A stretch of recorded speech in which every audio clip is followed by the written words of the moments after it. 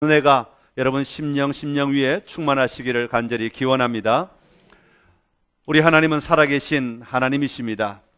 오늘 믿음 여행을 계속하고 있는 여러분의 삶 가운데 살아계신 하나님을 만나고 누리는 은혜가 임하시기를 간절히 기원합니다. 우리가 믿음의 삶을 살아가면서 중요한 것은 우리 하나님을 내가 오늘 나와 함께 동행하시는 하나님으로 우리가 경험하는가 하는 것입니다.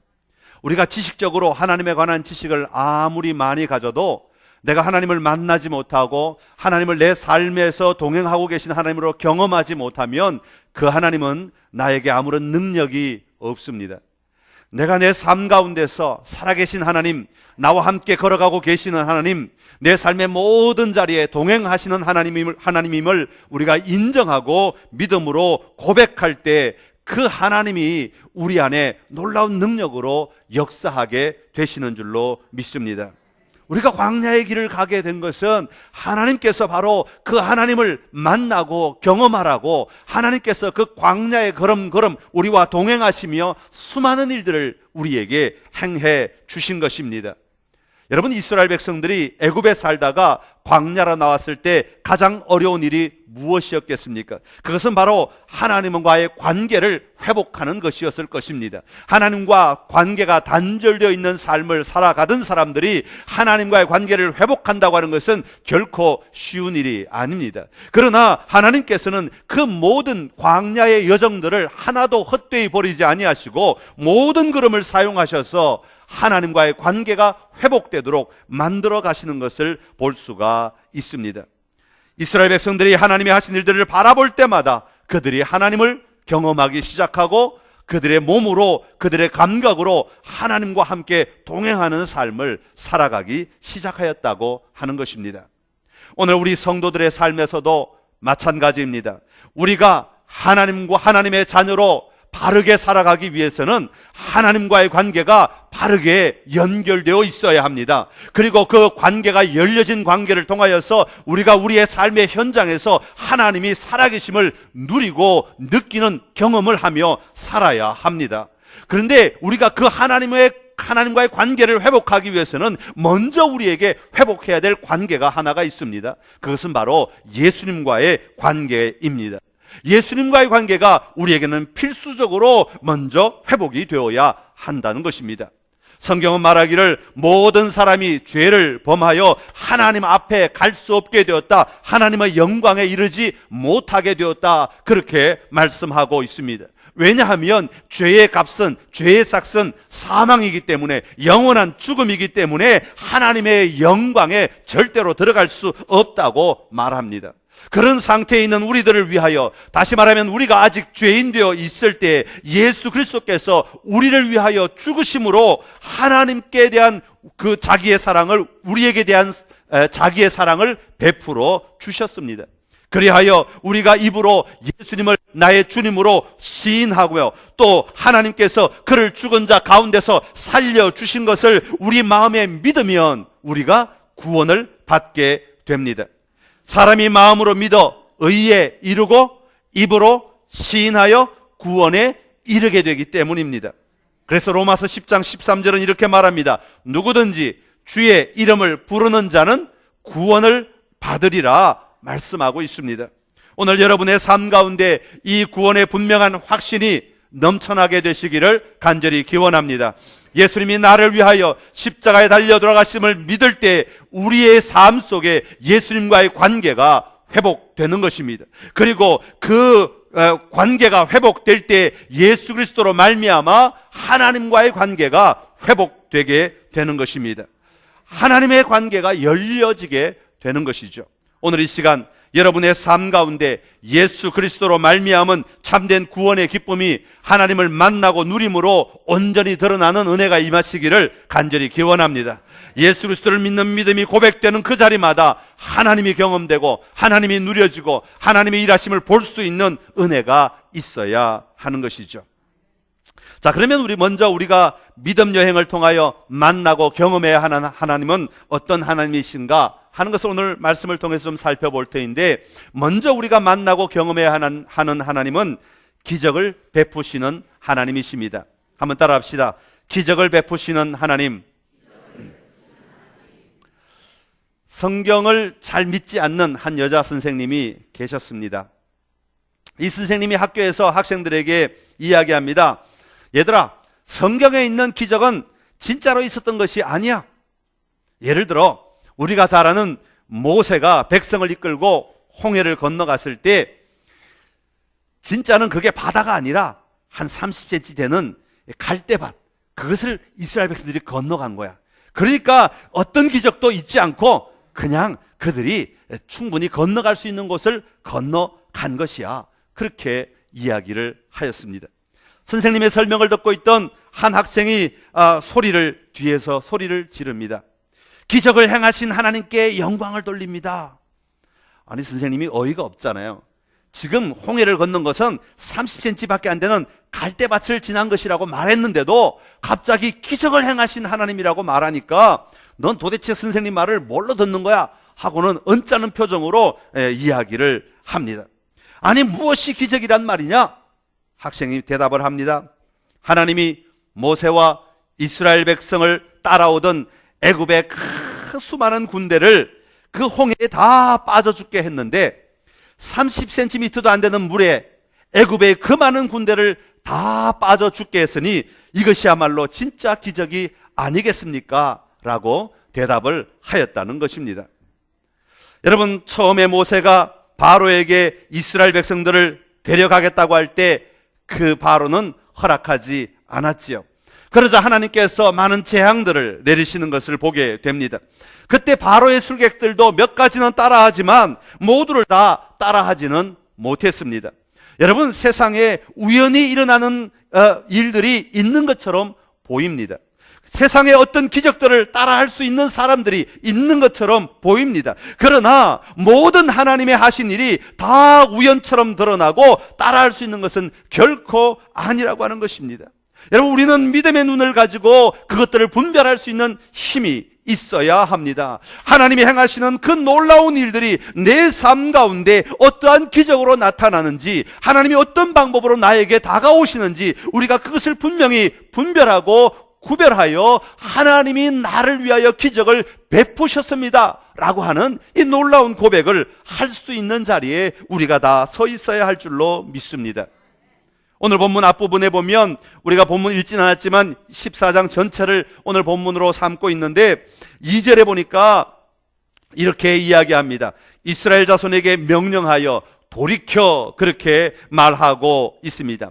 여러분, 돌이켜라고 하는 말은 사람들이 걸어가고 있는데 돌이켜라, 그렇게 하는 말은 다시 다른 곳을 향하여 방향을 틀어라 라고 하는 말입니다. 여러분, 그러면 그동안은 자기들 마음대로 걸어갔습니까? 아닙니다. 하나님이 그동안 계속해서 걸어가라고 하신 곳으로만 걸어갔습니다. 하나님이 인도하시는 곳으로 걸어갔습니다. 그런데 하나님께서 돌이켜라고 말씀하시는 것은 왜입니까? 여러분, 흔히 잘못 생각하면 돌이켜라고 하는 말을 해석할 때 하나님께서 그럼 그동안 잘못 인도하셨어, 하나님께서 그동안 오해하셔서 길을 잘 알지 못하셔서, 하나님께서 앞으로 일어날 일이 어떤 것인지 잘 몰라서 하나님께서 한참 데려가다 보니까 잘못되었네, 자 돌이켜서 다시 가자, 이렇게 말씀하신 것으로 우리가 이해할 수 있습니다. 그러나 우리 하나님은 전지전능하신 하나님이십니다. 하나님이 모를 리가 없습니다. 하나님이 그 길을 알지 못하고 함부로 인도하시는 분이 결코 아니시라는 것입니다. 외적으로 보면 지금까지 가던 방향이 잘못되었기 때문에 다시 가라고 하는 것처럼 들립니다. 그러나 우리 하나님은 하나님의 뜻이 계셔서 돌이키라고 말씀하시는 것입니다. 여러분, 우리의 삶의 자리에 이런 경험들이 참 많지 않습니까? 하나님이 이렇게 하라고 하시는 것 같아서 하나님의 말씀을 의지해서 내가 이렇게 하는데 어느 순간 맞닥뜨리니까 하나님께서 그게 아니야, 이렇게 하라고 말씀하셔. 그때 우리는 얼마나 낙심합니까? 얼마나 좌절합니까? 아니, 그러면 옛날에 말씀하신 하나님은 도대체 어디 가셨습니까? 그 하나님은 지금 하나님과 다른 하나님이시란 말씀입니까? 아니요, 하나님은 동일하신 하나님이십니다. 그러나 우리 하나님은 그 순간순간을 통하여 하나님은 역사하고 일하고 계시는 하나님이십니다. 그 하나님은 우리가 그것을 돌이킴으로 말미암아 더 놀랍게 하나님을 만나고 하나님을 경험할 수 있기 때문에 하나님은 그 방법을 사용하시는 것입니다. 하나님은 무슨 방법을 사용하시든지 하나님은 우리를 인도하시는 그 모든 경험을 통하여서 단순히 우리의 일들만이 이루어지기를 원하시는 하나님이 아니라 우리에게 일어나는 그 일을 통하여 하나님은 우리가 하나님을 만나기를 원하시는 것입니다. 하나님을 발견하기를 원하고 그 하나님을 경험하기를 원하고 그리하여 그 하나님을 찬양하고 그 하나님을 예배하고 그 하나님을 인정하기를 원하시는 하나님이신 것입니다. 그러기에 하나님은 때로는 이렇게 인도하시다가도 돌이키라고 말씀하시고 이렇게 경험하라고도 말씀하시고 때로는 거기서 또 다른 길을 틀어서 이렇게 인도하시기도 하십니다. 왜요? 우리가 하나님을 만나도록 하시기 위하여, 우리가 하나님을 경험하도록 하시기 위하여 그렇게 하는 것입니다. 자, 그런데 2절에 이렇게 돌이켜라고 말하면 우리가 일반적으로 생각하면 그동안 가던 길이 너무 힘들었으니까 돌이켜라고 말하면 좀 쉬운 길, 좀 좋은 길, 좀 편한 길, 좀 안전한 길, 우리가 늘 바라는 거 그거 아닙니까? 우리의 삶의 자리에 하나님이 말씀하시면 좀 쉬운 길이 열려지고 하나님이 우리와 함께 하시면 좀 더 안전한 길이 열려지고 하나님이 말씀하시면 하나님이 만나주시면 좀 우리 눈으로 보이는 보장된 길이 열려지면 얼마나 좋겠습니까? 그런데 오늘 성경에 보니까 2절에 돌이켜라고 하시면서 가라고 하신 것이 어디냐 하면 바다와 믹돌 사이라고 하는 것입니다. 바다는 홍해 바다를 가리킬 것이고 믹돌은 망대라는 뜻이 있습니다. 다시 말하면 어느 땅에 평지들이 있었는데 그곳에 망대가 세워졌다는 것입니다. 여러분, 당시에 왜 망대가 광야 가운데 있겠습니까? 그곳에는 전쟁터라는 그런 뜻입니다. 전쟁이 있는 곳이다, 전략적 요충지다, 그런 말입니다. 그곳에 들어오면 전쟁을 치를 수밖에 없고 그곳을 빠져나가야 겨우 살아갈 수 있는데 한쪽에는 바다고 한쪽에는 전략 요충지, 그 사이에 평지가 있는데 거기다가 장막을 치라는 것입니다. 여러분, 참 얼마나 어이없는 이야기. 우리의 사람의 상식으로는, 우리의 평소의 삶의 자리로는 참 이해하기 어려운 곳으로 하나님은 그들을 인도하고 계시는 것을 볼 수 있습니다. 여러분, 장막을 치라는 말도 굉장히 중요하죠. 왜냐하면 여러분, 홍해와 이 전망대 사이, 망대 사이, 전략적 전쟁터 사이에 거기에 딱 갇히게 하는 거잖아요. 장막을 치라는 것도 움직이지 말라는 얘기잖아요. 거기에 멈추어서 있으라는 말이잖아요. 여러분, 가능하면 홍해를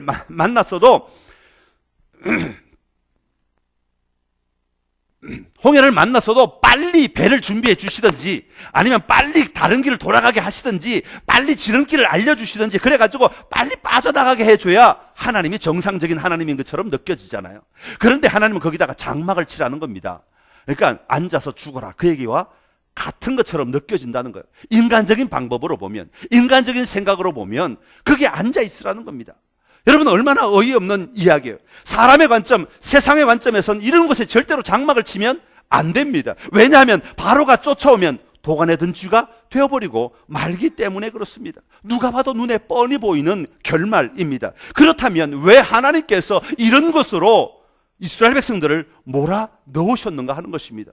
가던 길 평지를 잘 가게 하시든지 아니면 빨리 다른 길을 돌아서 가나안 땅으로 들어가게 하시든지 하면 될 터인데 왜 굳이 이렇게 바다와 망대 사이에 가둬놓고 앉아 있으라고 말씀하시겠습니까? 이왕 애굽에서 탈출시켜 주셨다면 그들을 안전하고 편안하고 참된 평화가 있는 곳으로 인도해 주셔야 하는 것이 아니겠습니까? 사실 이것이 바로 이스라엘 백성들도 기대하는 그런 것이었습니다. 바로가 쫓아오는 것을 보고 이스라엘 백성들이 모세에게 원망하는 장면이 11절 12절에 이렇게 나옵니다. 애굽에 매장지가 없어서 당신들이 우리를 이끌어내어 이 광야에서 죽게 하느냐? 어찌하여 당신이 우리를 애굽에서 이끌어내어 우리에게 이같이 하느냐? 우리가 애굽에서 당신에게 이런 말이 이것이 아니냐? 이러기를 우리를 내버려 둬라. 우리가 애굽 사람들을 차라리 섬길 것이라 하지 아니하더냐? 애굽 사람을 섬기는 것이 광야에서 죽는 것보다 나으니라. 여러분, 이 정도 말이면 지금 이스라엘 백성들이 어떤 심정인지 아시겠죠? 복창 터지고 있는 중입니다. 가슴을 치면서 모세를 향하여 소리 지르는 겁니다. 차라리 우리를 애굽에서 그냥 내버려 뒀더라면 얼마나 좋을까? 이스라엘 백성들도 다 알고 있는 거예요. 뻔히 보이는 거니까. 여기 앉아있다가는 죽을 수밖에 없다는 것을 너무나 알고 쉽게 알 수 있는 거죠. 그러나 여호와 하나님께서 그렇게 하신 이유는 무엇입니까? 왜 하나님께서 이스라엘 백성들을 가두어 두실 뿐 아니라 바로의 군대까지도 따라오게 하셨는가 하는 것입니다. 그것은 바로 오늘 본문 15절 16절에 나오는 놀라운 기적을 행하시기 위함이었던 것입니다. 15절 16절에 보면 여호와께서 모세에게 이르시되 너는 어찌하여 내게 부르짖느냐. 이스라엘 자손에게 명령하여 앞으로 나아가게 하고 지팡이를 들고 손을 바다 위로 내밀어 그것이 갈라지게 하라. 이스라엘 자손이 바다 가운데서 마른 땅으로 행하리라. 할렐루야. 하나님이 일하시려고, 하나님이 그들 앞에서 일하시려고. 왜요? 하나님이 그냥 자랑하고 싶으셔서 나 이런 거 잘한다, 나 이런 능력이 있다, 너는 못하지? 잘 봐, 나는 이런 거 할 수 있어. 하나님이 그것 하시려고, 그 말씀 하시려고 지금 이렇게 하시는 것입니까? 그 말씀 하시려고 이런 기적을 베푸시는 것입니까? 아니요. 하나님의 백성들로 하여금 하나님을 바라보고 하나님의 일하심을 인정하고 하나님의 통치를 바라보며 하나님의 기적을 바라보며 하나님은 능히 가능하시다, 하나님은 우리의 길을 여시는 분이시다, 사람이 보기엔 막힌 길이라 할지라도 하나님은 그 길을 열어주셔서 하나님 우리를 인도하시는 분이시다 하는 것을 발견하게 하시기 위하여, 그것을 보게 하시기 위하여, 그것을 누리도록 하시기 위하여 하나님은 그 방법을 사용하고 계시는 것입니다. 여러분, 이스라엘 백성들이 애굽에서 살다가 광야로 나왔을 때 이 하나님에 대한 인식, 여호와 하나님을 인식하는 것이 얼마나 연약했겠습니까? 애굽은요, 지난주에 말씀드렸죠, 농경문화라고 말씀을 드렸습니다. 농경문화에는 농사를 위하여 다양한 신들이 있습니다. 여러분, 그 땅에서 오랜 세월을 살다 보니까 여호와 하나님에 대한 인식이 희박해져 가고 하나님에 대한 신앙이 희박해져 가서 어떻게 되었습니까? 자연스럽게 애굽의 신들에 대한 영향력을 받을 수밖에 없겠죠. 하나님에 대해서 잘 인식하지 못해요. 그런 백성들을 지금 광야로 끌어내어서 하나님을 소개하고 있는 겁니다. 하나님을 알려주고 계신 것입니다. 너희가 하나님을 알아라. 하나님은 이런 분이시다. 여호와 하나님은 너희에게 이런 분이시다라고 말씀하고 계시는 것이죠. 바알과 같은 신 중에 한 신으로만 알고 있던 그 하나님이 그런 낮은 수준의 하나님이 아니라 이 세상 만물을 주관하시고 이 세상 만물을 다스리시고 이 세상 만물을 마음대로 움직이시는 그 놀라운 하나님이신 것을 보게 하시고 그 하나님과 함께 경험하게 하며 그 하나님을 만나도록 온몸으로 온 감각으로 느끼며 살아갈 수 있도록 만들어주고 계시는 것입니다. 사랑하는 성도 여러분, 여러분의 삶의 자리에 우리 하나님은 여러분이 알게 모르게 놀라운 기적들을 베풀고 계시는 줄로 믿습니다. 아이고, 이건 병원에 가면 할 수 있는데요. 아, 이거 다른 사람이 할 수 있는데요. 아, 이거 돈 있으면 할 수 있는데요. 이거 저거 다른 뭐 하면 할 수 있는데요. 아니요. 여러분, 어떤 사람들이 따라할 수 있을지는 모르지만 하나님은 하나님의 방법으로 역사하시는 겁니다. 여러분의 눈을 들어 여러분의 삶의 자리에 하나님이 행하시는 이 놀라운 기적들을 볼 수 있는 은혜가 있기를 간절히 기원합니다. 그리고 그것이 하나님이 하셨다고 하는 고백을 할 수 있기를 바랍니다. 하나님은 그것을 그냥 단순히 보여주기를 원하시는 것이 아니라 그것을 통하여 하나님과 더 친밀한 관계, 하나님을 경험하며 살아가는 삶, 하나님을 누리는 삶을 살아가기를 원하시는 것입니다. 하나님이 여러분의 삶의 자리에 행해 주시는 놀라운 기적들로 말미암아 하나님의 살아계심을 고백하고 그 하나님과 더 깊은 관계, 더 놀라운 친밀함을 누리며 날마다 살아가는 여러분의 삶이 되시기를 간절히 기원합니다. 두 번째로 우리가 경험해야 하는 하나님은 공급하시는 하나님이십니다. 한번 따라합시다. 공급하시는 하나님. 여러분, 여러분의 삶의 자리에 하나님이 공급해 주시는 것을 얼마나 느끼고 누리고 계십니까? 여러분, 만족하고 계십니까? 많은 사람들이 세상에 많은 것들을 가지면 만족한 삶을 살 수 있을 거라고 생각을 합니다. 그래서 돈을 많이 벌면 만족할 수 있을 것 같고, 세상의 지위를 높은 데를 가지면 만족할 수 있을 것 같고, 세상의 많은 것들을 내가 소유하고 다스리고 거느리면 만족할 수 있을 것 같지만 여러분, 사실은 그렇지 않습니다. 여러분, 과거에 20년 전, 30년 전 삶과 또 오늘날의 삶을 비교해 볼 때 참 많은 차이가 있습니다. 여러분, 세상에서 그 조사를 한 것 보면 가장 많은 삶의 만족도를 누리는 땅이 어디인지 아십니까? 비누아트, 듣도 보도 못한 조그만 섬나라 사람들, 아직도 미개하게 살아가는 사람들, 아직도 땅에 난 것들을 따먹으며 그저 곡식을 거두며 그냥 그렇게 수고하며 땀 흘리며 그것으로 만족하며 살아가는 사람들이 오히려 만족도가 높다는 것입니다. 현대 문명이 많으면 많을수록, 현대 문명이 높으면 높을수록 오히려 질병이 더 많아지고 더 많은 고통 가운데서, 더 많은 어려움 가운데서 더 고통하며 살아가는 사람들이 있다고 하는 것이요. 여러분, 왜 그렇겠습니까? 늘 자기 자신을 바라볼 때 부족하다고 느끼기 때문입니다.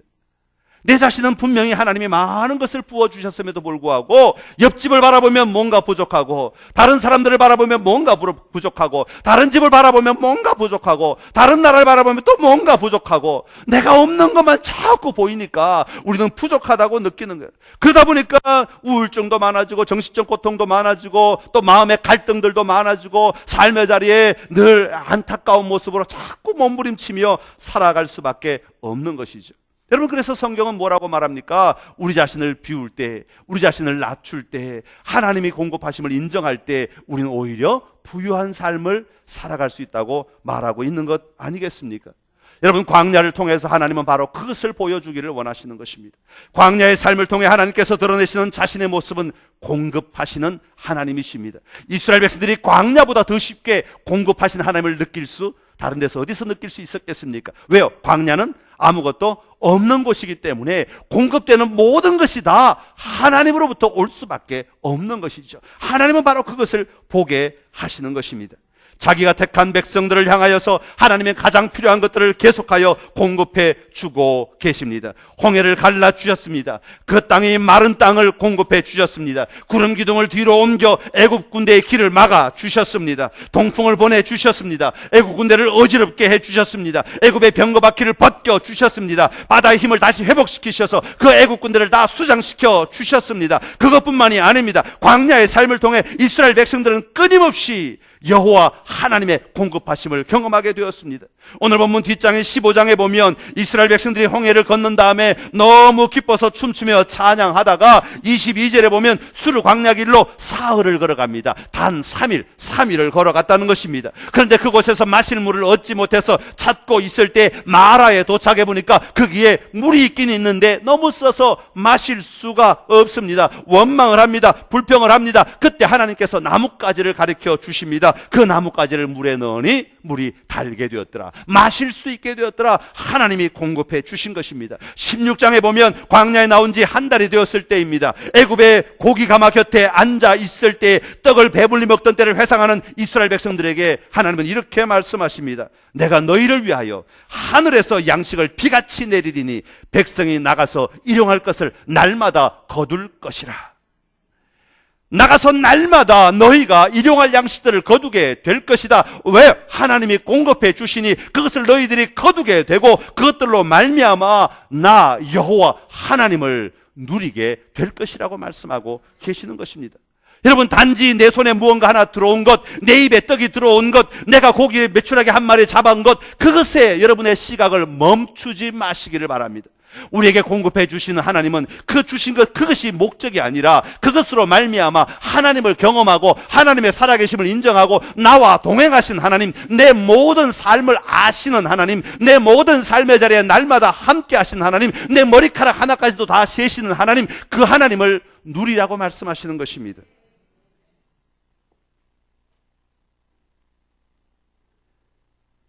하나님은 사랑하는 자녀들에게 떡을 달라는데 돌을 주시는 분이 아니라고 말씀하십니다. 공중에 나는 새도 먹이시는 하나님, 들의 백합화도 입히시는 하나님, 오늘 있다가 내일 아궁이에 던져지는 들풀도 하나님이 이렇게 입히시거든 하물며 너희일까 보냐. 그러므로 염려하여 이르기를 무엇을 먹을까, 무엇을 마실까, 무엇을 입을까 하지 말라. 너희는 먼저 그의 나라와 그의 의를 구하라. 그리하면 이 모든 것을 너희에게 더하시리라. 할렐루야. 우리 하나님을 먼저 만나고 누리면 그 좋으신 하나님은 우리에게 얼마든지 공급하시는 하나님이십니다. 그 하나님을 만나고 누리는 은혜가 여러분의 광야의 삶에 충만하시기를 간절히 기원합니다. 믿음의 눈을 여십시오. 이건 내가 수고해서 번 거야. 이건 못 줘. 내가 땀 흘려서 거둔 거야. 이거 못 나눠. 내가 수고해서 내가 어떻게 번 건데. 하나님이 주신 것으로 인정하십시오. 그러면 그것을 통하여 하나님을 누리게 되고 그 하나님으로 말미암아 내가 진짜 필요한 것을 공급받는 은혜가 임하게 될 줄로 믿습니다. 마지막으로 우리가 경험해야 하는 하나님은 영광을 드러내시는 하나님이십니다. 한번 따라합시다. 영광을 드러내시는 하나님. 하나님은 이스라엘 백성들을 광야로 이끌어내시면서 자신의 영광을 드러내시기를 원하셨습니다. 4절에도 나오지만 17절, 18절 오늘 본문에도 보면 이렇게 말씀합니다. 내가 애굽 사람들의 마음을 완악하게 할 것인즉 그들이 그 뒤를 따라 들어갈 것이라. 어디로 들어가요? 바다로 들어간다는 것이죠. 내가 바로와 그의 모든 군대와 그의 병거와 마병으로 말미암아 영광을 얻으리니, 내가 바로와 그의 병거와 마병으로 말미암아 영광을 얻을 때야 애굽 사람들이 나를 여호와인 줄 알리라 하시더라. 여러분, 애굽 사람들이 하나님에게 영광을 돌리고 하나님이 여호와인 줄 알게 하시겠다고 말씀하고 있습니다. 여러분, 한번 가만히 생각해 보십시오. 하나님이 애굽 사람들이 하나님을 여호와로 인정하는 것을 기뻐하겠습니까? 이스라엘 백성들이 하나님을 여호와로 인정하는 것이, 여호와를 하나님으로 인정하는 것을 더 기뻐하시겠습니까?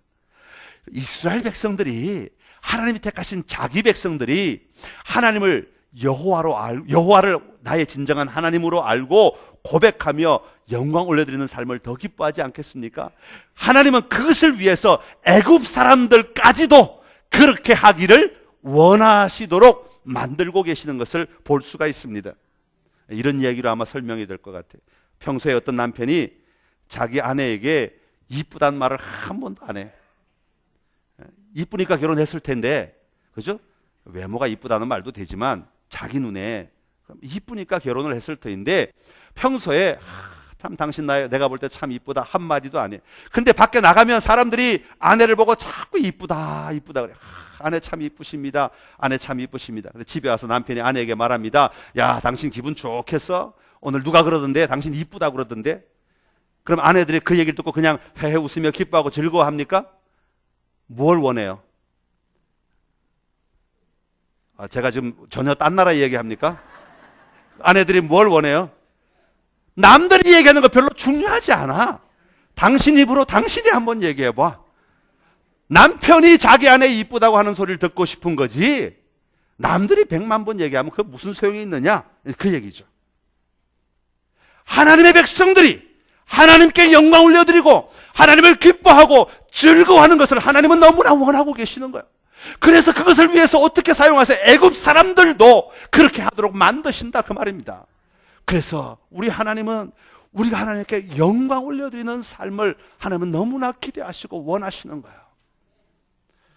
여러분, 여러분의 삶의 자리에 하나님을 경험하며 하나님을 인정하며 하나님을 고백하며 하나님을 만나며 하나님을 누리는 은혜가 있기를 간절히 기원합니다. 그 하나님을 만나시면 하나님께 영광 올려드리는 삶을 살아가시기를 간절히 기원합니다. 하나님은 바로 그것을 원하시는 거예요. 그것을 기뻐하시는 겁니다. 그 경험을 하며 살라고 말씀하고 계시는 것이에요.